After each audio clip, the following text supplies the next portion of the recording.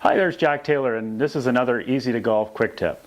I just wanted to talk to you for a moment about this whole idea of trunk rotation or core rotation and how it really affects your entire golf swing. So what I want to get a sense of is that when we're actually trying to turn and do our simple weight shift or our simple turn, okay, as we're turning, what I want you to get a sense of is that my hands and arms have no choice but to follow the rotation that I'm making. So it's very comparable or similar to the idea if you ever watched a figure skater and you watch them spin, and you watch the idea that when they bring their arms in, they actually spin a lot faster. But the point I'm trying to make is that their core or their body, their trunk, dictates where their hands and arms go. And I really want you to start thinking about that for your golf swing.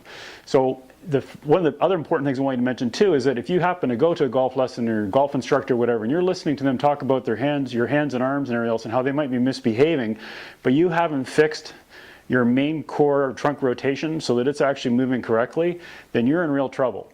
And you really need to maybe think about changing instructors. So what I want you to think about is you need to work on the idea of making sure you're rotating correctly so that your hands and arms follow. And so by way of example, okay, so you might listen to an instructor that says you're coming too far inside the target line as you're doing your setup. So you're too far inside here. But what may have actually caused that was an incorrect trunk motion or rotation or hip motion. So you can see how that club suddenly drops way behind me simply because I've actually moved incorrectly here.